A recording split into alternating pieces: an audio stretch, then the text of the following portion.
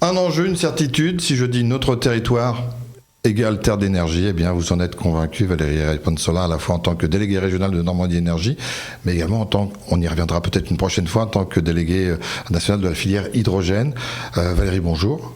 Bonjour, Michel. Merci d'être avec nous. Vous êtes l'invité de SOMAG aujourd'hui en votre compagnie et nous allons tenter en 10 minutes, c'est pour ça que je dis qu'il y aura peut-être un deuxième épisode, d'aborder le potentiel énergétique de notre territoire, sa volonté de conjuguer mixité énergétique au présent de l'indicatif plutôt que de penser au futur et la possibilité des entreprises normandes de passer à la décarbonation, ce que vous encouragez évidemment. Ça fait beaucoup de choses, mais tout d'abord, si vous en êtes d'accord, juste rappeler en quelques mots ce qu'est Normandie Énergie.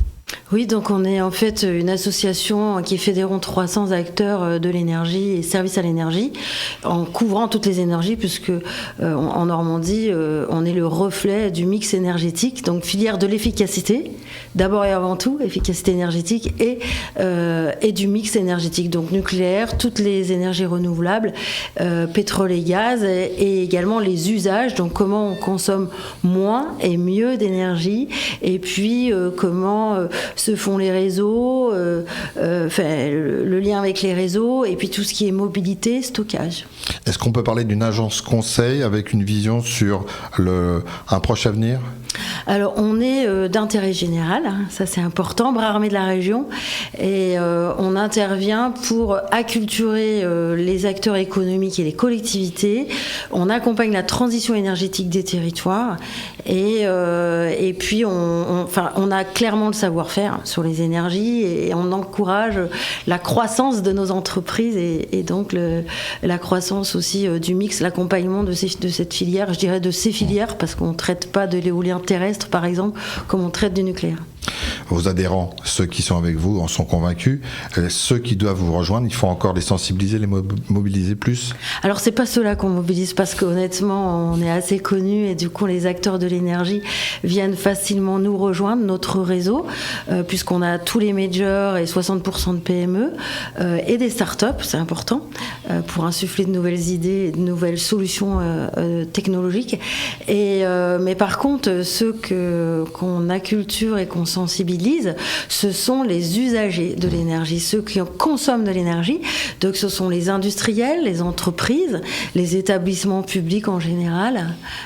C'est un peu tout le monde, mais pas le grand public. En revanche, on a un fort enjeu d'emploi compétences, donc on s'adresse au grand public parce qu'on a besoin d'attirer vers nos métiers. C'est une filière qui embauche déjà beaucoup, 85% de nos adhérents embauchent, et on a des perspectives énormes parce que l'énergie, ça se joue chez nous, en Normandie, il faut le savoir, je vous expliquerai ça si vous le voulez, et du coup on va recruter 30 000 à peu près salariés d'ici 10 ans, dans les 10 ans à venir, c'est énorme, 30 000, mais il faut savoir qu'il y a aussi des départs à la retraite, donc c'est pas forcément de la création de postes, mais aussi avec des départs à la retraite. Donc des missions, puis des actions. Vous avez organisé il y a un peu plus d'un mois la journée de l'efficacité du mix énergétique, même si on en a parlé sur cette même antenne. Est-ce que vous pouvez nous rappeler quel était l'objet de départ, surtout quel a été le retour sur cette manifestation ? Oui, donc en fait c'était le salon du mix et de l'efficacité énergétique. On a rassemblé en une seule journée tous nos adhérents, et puis on a fait venir, et on a réussi à avoir presque 400 participants à cette manifestation.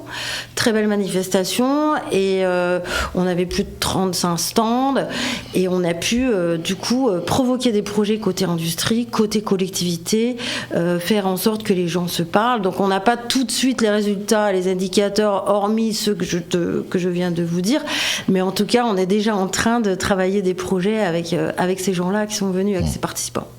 C'est nécessaire, des opérations comme celle-ci, parce que ça permet de prendre le pouls et de savoir où on en est. Oui.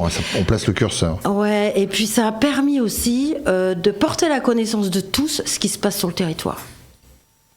Alors, mettons les pieds dans le plat. Sommes-nous, et si oui, pourquoi la région fer de lance du mix énergétique français, comme je crois d'ailleurs vous l'avez déclaré dans un magazine, dans une revue spécialisée, il n'y a pas si longtemps que ça. Ouais, alors moi j'aime bien dire qu'on est le fort avancé de la stratégie nationale, parce que la stratégie nationale bas carbone et puis la stratégie française énergie-climat, pourquoi ? Parce que en fait on est les premiers sur la première région sur l'offshore. Ça, il faut le savoir. Alors, c'est pas en Normandie que le premier parc a été créé et mis en service. C'est à Saint-Nazaire, au large de la Baie-Saint-Nazaire, on le sait bien. En revanche, on est la Normandie et le territoire où il y aura le plus d'offshore, d'éolien en mer. Alors déjà aujourd'hui, puisque on a aujourd'hui 5 parcs actés, un qui est mis en service, ce sont les 71 éoliennes du parc éolien en mer de Fécamp qui fonctionnent, donc qui produit déjà des électrons. On a un deuxième Coursol qui sera mis en service en 2026, un troisième EMDT qui là, vous allez le voir sur les côtes normandes, on va installer également ce parc-là, au large du Tréport et de Dieppe. Et un quatrième qui s'appelle Centre Manche, qui sera au large de Barfleur, qui a été acté. Et après, un cinquième qui est en appel d'offres. Donc, rien qu'avec les 4 premiers qui sont actés, attribués, et soit en fonctionnement, soit en développement, soit en construction, eh bien, on sera à 4 gigawatts. Donc, c'est énorme. On est la première région. Voilà. Donc ça, c'est sur l'offshore. Et quand vous regardez le nucléaire, on est la première région à implanter le plus gros programme européen. C'est le plus gros programme européen en termes d'investissement, en termes de ressources, de besoins de ressources et de marchés attribués, puisqu'on va avoir la construction d'un double EPR à Penly. Et ça, on est les premiers. Voilà. Et après, je vous parlerai d'hydrogène si vous voulez. Alors là, on est dans les 3 premiers, on est dans le top 3. On le développera peut-être dans nos autres parties de magazine. Je sais bien qu'il faut voir toujours le verre à moitié plein plutôt qu'à moitié vide, mais si on reprend l'exemple de l'éolien offshore, ça a quand même traîné pas mal d'années. J'ai des souvenirs qui remontent à 15-20 ans où on avait réuni les partenaires, les producteurs, et ça a mis un temps fou. C'est très bien, ça y est, ça sort, mais pourquoi ça a pris autant de temps ? Vous avez raison. En fait, l'énergie, les projets énergétiques prennent du temps. Pourquoi ? Parce que ça impacte. Donc il faut concerter, il faut discuter avec les citoyens. L'intelligence collective est le meilleur moyen, est un facteur clé de succès. Donc c'est pour ça que ça prend du temps. Après, il y a, on va dire, sur l'offshore et sur bon nombre de nos projets, de l'administratif qui est trop lourd et qui fait que ça met beaucoup plus de temps. Et en même temps, moi je vais vous dire un truc. Pourquoi l'offshore ça a pris du temps ? C'est parce qu'on est en création de filière. Et là, on est en train de le vivre sur l'hydrogène. C'est pour ça que je pense que l'hydrogène est très prometteur, parce que dans 10 ans, ou même dans 5-6 ans, on aura les fruits de ce qu'on aura récolté, les fruits de ce qu'on fait maintenant, et on va les récolter. Parce que là, sur l'offshore, on a récolté. Qu'est-ce qu'on a ? On a LM Wind à Cherbourg, c'est pas une petite usine, c'est une grosse usine de pales qui exporte dans le monde entier. On a Siemens Gamesa, qui est pas une petite usine, qui fait des nacelles et des pales également, enfin qui assemble des nacelles et qui fabrique des pales au Havre et qui exporte et sur tous les parcs mondiaux. Et on a des parcs, on a 5 parcs. Et donc on a mis du temps, mais on a les fruits. Et c'est pour ça qu'on est aussi la première région. On sent votre engagement et votre passion. Oui, mais du coup, ça prend du temps.